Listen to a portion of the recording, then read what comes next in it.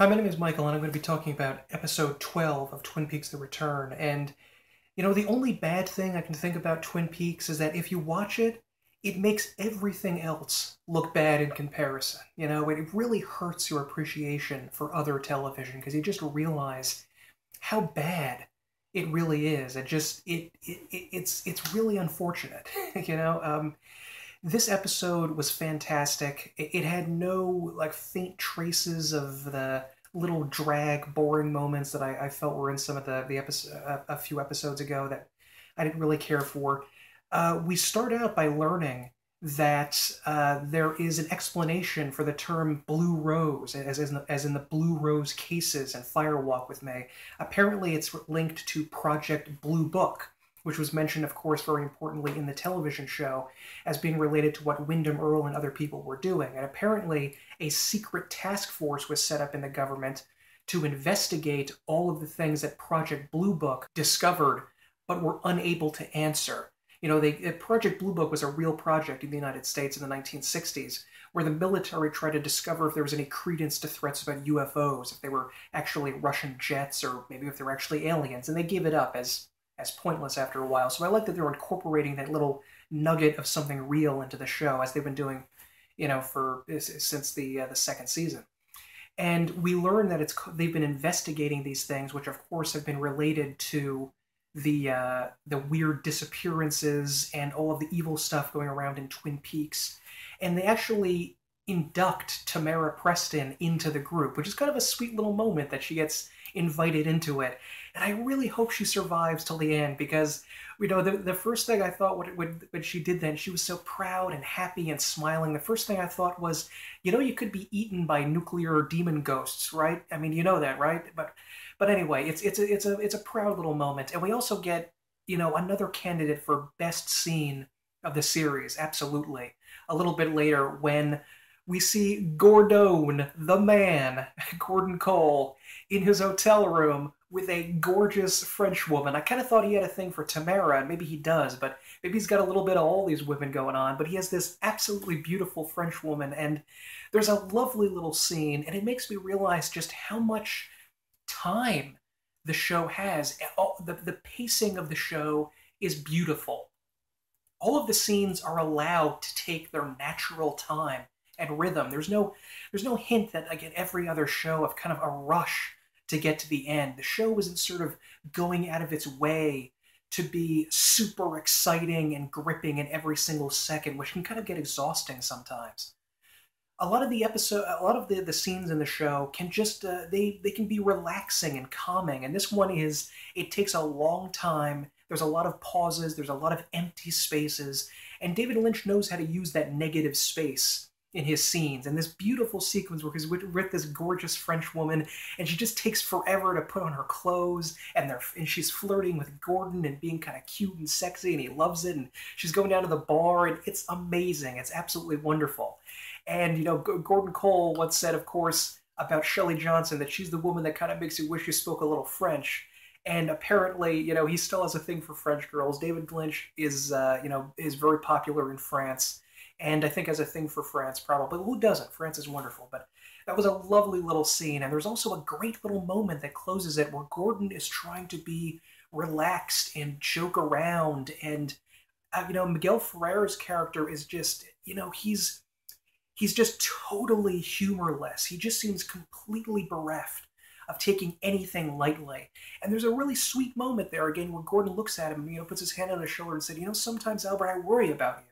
And it's just this wonderful little moment of showing his concern for Albert, for a friend he's known for decades, and he worries that he's not getting any enjoyment out of life, and he's just too ultra serious and mean and sarcastic all the time. And it's a great little segment. We get more into this stuff with Diane. Is Diane evil? She very well could be. I happen to be on the side of think that Diane is going to turn out to be bad. She's going to turn out to be evil. But the community is definitely very polarized on this. Some people think that she's completely turned evil and the clues are already there, or that she's actually doing something good or secretly working with the people like Ray that were trying to take down Cooper, or she's involved in some sort of thing we have no idea. She's not really good or evil. She's sort of in the middle. And I don't know what's going to happen. It could turn out that, this whole time that Diane is going to be a wonderful, friendly person, but I really don't know. No one knows. It's totally up in the air at this point. Although I happen to lean that I think it would be for the best for the show to make Diane evil. That would be kind of amazing if this sort of like benign presence on the show for so many decades that fans have known actually turns out to be bad. Diane gets other texts presumably from Cooper or for some other person in the evil criminal world that he's involved in, and she seems to be evil. She knows something is going on. She knows about Twin Peaks, and she looks at these coordinates on a map from the dead person's arm from the last episode, and she's trying to figure out what's happening, and she's working surreptitiously. She's clearly being secretive and somewhat cunning about something. And we're just going to have to wait and see if she turns out to be evil, but I kind of hope it's true because that would be incredible. In the camp of Diane being evil, she actually says, "Let's rock," in this episode, just like the man from another place, Michael Anderson, said in the show, and as we saw painted just before the disappearance of Chet Desmond in Fire Walk with Me. That's another big hint that Diane is not up to anything good, and she may be kind of evil.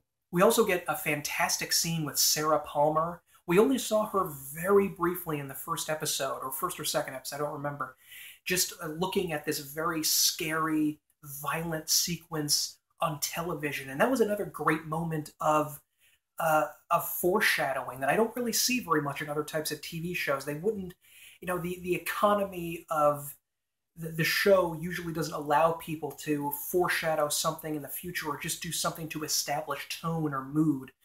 And they really did that with the Sarah Palmer sequence where they had her just early on watching these jackals rip apart, or these lions, I forget which it was, ripping apart this gazelle or antelope or something. And, it just sort of was a prelude to the kind of violence and unpleasantness that's coming ahead. And we see her in the liquor store that we saw her in the teaser trailer ages ago, and something is going wrong. First off, she's buying 3 giant bottles of vodka, and it looks like she wants to buy at least a 4th, maybe a 5th, who knows. And she just loses it. She has this, we know that Sarah Palmer has these weird, spooky visions, just like Laura Palmer and Maddie Ferguson did.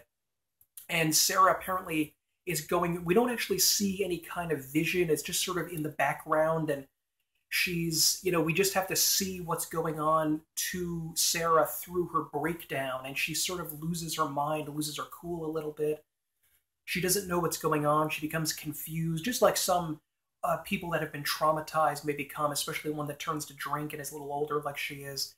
And she seems to think that men are coming, and I don't know what that means. Do they mean all of the people, good and evil, are converging on Twin Peaks for some sort of grand showdown between good and evil?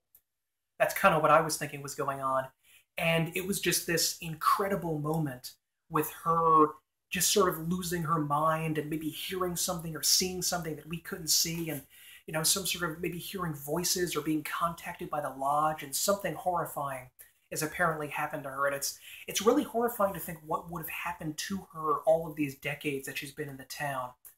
Apparently other people of course people knew her and they knew what happened, and so maybe they kind of keep an eye on her to make sure she's okay. And Deputy Hawk goes to check things out, and she still seems a little bit crazed, and there's something wrong, and she clearly is sensing something, is feeling something is going to happen, and there's a general feeling on the show of the ramping up of something happening, like at the end of the second season, and it's frankly it's amazing. And Grace Zabriskie is obviously a fantastic actress, and I love that segment with her, and she does a really good job with Sarah Palmer here. It was really exciting to see her. I liked it a lot. We also get a fantastic little sequence here with Ben. Unfortunately, Ben has been sort of on the sidelines of what things have been going on. He's no longer sort of a player in the good and evil going on in the town, and he's just sort of, things bounce off of him. Storylines and ideas come, sort of pass through his office, literally. And he actually hands in the key, finally, that he got many episodes ago, originally from Agent Cooper, and gives it to Sheriff Truman. And we also get another reference from Sheriff Truman to Harry Truman. So I think, I would love it, if we got to see Michael Lonkeen again, maybe just once in one scene in the last episode, That would be amazing. But I'm willing, I don't want to know. I'm willing to wait until the end to find out. But that would, I don't want to get my hopes up, but they're already sky high and I can't get them back down. I really want to see Harry again. They just keep mentioning him so often. Maybe we're to see him. It's possible. You know, we could see this guy. And we get to see Ben react to hearing that his grandson is just this evil, evil monster who does horrible, horrible things. And Ben, thankfully, just without a thought, goes in to pay for the hospital bills of the teacher woman that his grandson tried to kill a couple of episodes ago. The really friendly, nice woman that saw him run down that little kid in the crosswalk. And there's a nice little moment between Ben and Ashley Judd's character where they're just trying to, you know, they're just sort of sharing an emotional moment about how horrible something is, and Ben's nostalgia kicks in again. In bad times, Ben in the show went back to when he was a kid, as a lot of people do, and just thought about the beautiful moments of his childhood. And he's really using those stored up beautiful memories of being a kid to sort of recapture something happy in a very, very dark world in the present. And I really like to see that he's still doing that after all of these years. And he just, without a thought, thinks to pay right away for the medical bills of the woman that his grandson assaulted. And that's kind of a new Ben. I said in the last episode that he seemed to still kind of be concerned with money when it came to Richard attacking his wife, and he kind of seemed to be that way. But something, you know, he's a good guy, at least as far as we can tell now, and he's willing to pay these medical bills and pay for an operation to this woman who has no insurance, and that's fantastic, and I think that's amazing. I really like to see his character. I think is finally at the end of episode 2, he really did come out of the woods and emerge as a good guy, and not as a, you know, didn't stay evil. You know, it was kind of left up in the air, of course. But I'm glad to see that happened. Still no progress on his relationship with Ashley Judd. We don't know. I presume that he is sleeping with her now, but we don't really. It's kind of up in the air. We're going to have to wait until the next episode, I guess, to see what's going on with that. Speaking of Richard Horne, wouldn't it be amazing if it was Johnny Horne somehow that, was it's sort of at the last moment. It looked like Richard was going to get away, but out of nowhere, Johnny breaks out of his house and runs away. And even though he's mentally feeble, he actually manages somehow to grab his erstwhile uncle or nephew rather, and just pin him and then wait for the police to get him. Would it be great if he could do that? That would be amazing. That must be such a poetic ending for Richard before he goes to jail for a very long time. And there is huge news that, the show concludes with seeing Audrey yet again. And she's not in a coma still after all this time. She seems physically well. There were no lingering effects from the bomb that went off. She seems fine. And we get a rather angry and mean sequence between her and her husband. And her husband kind of, I don't want to be mean, but he kind of looks like this schlubby, nerdy accountant guy. Kind of looks like this very short version of Donald Pleasance in a way, with his bald head. And, he looks like an accountant. He looks like a CPA. And there's this scene where, once again, this is like the easily third or fourth screaming wife, just raging, angry harridan of a wife, just raging at their husband, while the husband just sort of passively, meekly sits there, and she's just yelling all these horrible things and swearing at him and say she's fucking some other guy, and just, the most awful stuff. And it wasn't really a pleasant introduction to this great character, but Sherilyn Fenn looks great. She's fantastic. Although Audrey seems kind of mean and unhappy and unpleasant, and apparently some guy named Billy who's involved in some way with Richard that we're not sure about he was the guy that I think Richard stole the truck from, or somebody's truck was stolen. Maybe this guy Billy that she knows and maybe is sleeping with, we don't know, is dead, and she is just raging and screaming at this husband that she hates, and it's kind of unpleasant and kind of off-putting. I didn't really feel very sympathetic towards her or towards anyone in that scenario, to be honest. It was just this, it didn't seem to have like the fun in this, in the enjoyment and the dynamic, as say like Catherine Martell and Pete had, where they were sort of like battering each other back and forth with these barbs and jabs and meanness and spitefulness. It just seemed like this awful, lingering harangue that she was going in, just kind of like Janie E. did, just like Sheriff Truman's wife did, and I think some other wives, and I can't quite remember, but it seems like it's happened a lot on the show for some reason or another. Amanda Seyfried kind of went off on her husband too. It just seems to be a theme that keeps going on in the show. But overall, this episode I thought was very well done. It ends once again on a little random interaction between two unknown characters at a bar, just talking about their random lives, just kind of like it kind of sinks us into the town a little bit and makes us feel like we're here in Twin Peaks, just living here and experiencing the mundane aspects of the town. But overall, the Sarah Palmer sequence was amazing. Seeing Audrey again was great, even though her character was kind of mean and unpleasant and angry and seeming, just raging at her husband who refuses to fight back for some reason.